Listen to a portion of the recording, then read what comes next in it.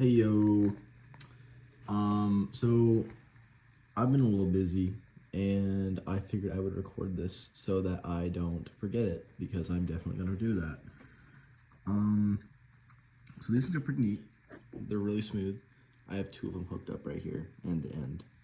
Um they're actually pretty simple, but basically if anyone else is trying to use this product right here, here's the data sheet for it. Which isn't very helpful. There wasn't a whole lot of information on this online. I'm not gonna lie, it took a while of tinkering. Couple things. For one, this is runs off 5 volts.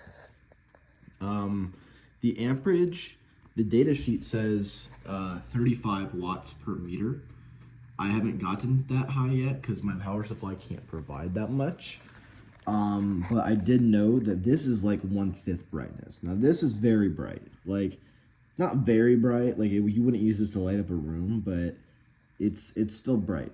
And at this brightness, which is more than good for any kind of sign or for many applications, it's only drawing about 2 to 3 watts. I mean, at most, this thing draws about, well, I mean, I have it limited to about 5 watts, and I haven't hit that upper limit yet.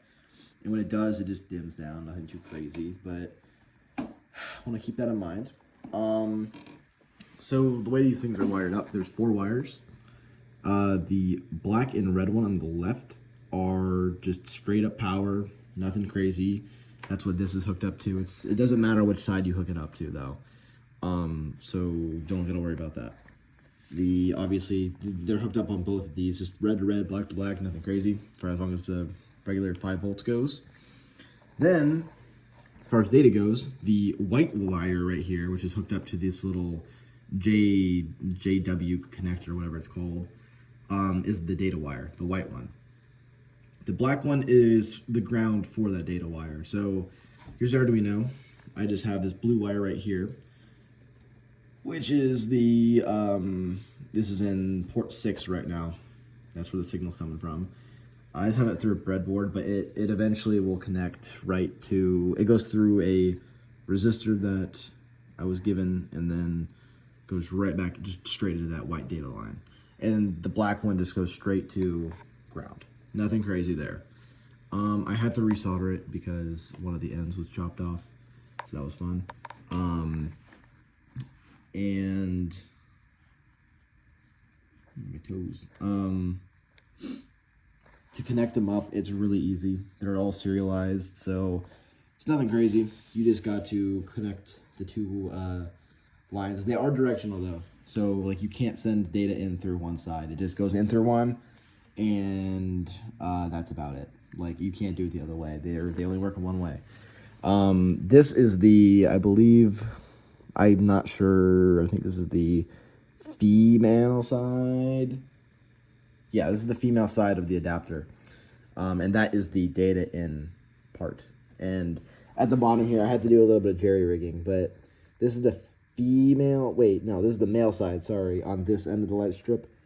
And then I just have it hooked directly, black to black, white to white, and then you just go in here. Now there's 144 LEDs here in one of these strip.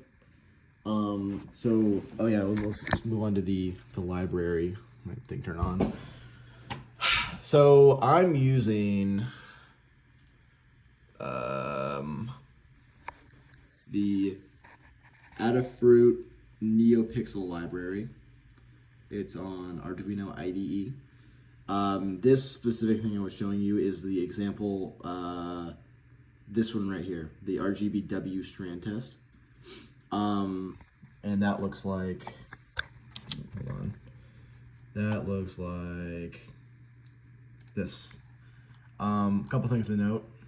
When you're in here, you need to define your LED count. So if you're using more than one, you need, this was 144, it was 60 actually.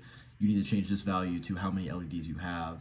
So each one is 144, and there's 2 of them, so 288 obviously. Brightness, like I said, this thing is only at 1/5 brightness right now. If I set it up, I can go about twice this, and that's when I start running into the upper limits of my power supply, because 35 watts is kind of hard to come by. Don't plug it into your Arduino. I suggested, I thought I might be able to do that. Don't. It cannot give enough power to do that. Plus, it will probably break it. Don't ask me how I know. Well, I didn't break it. It's right there. It's fine. But yeah, so I think that's about all. It's pretty easy once you figure it out. It just kind of works. And then there's a whole lot of other things here, but the libraries make it nice and easy to understand. So, all right, well, that's all.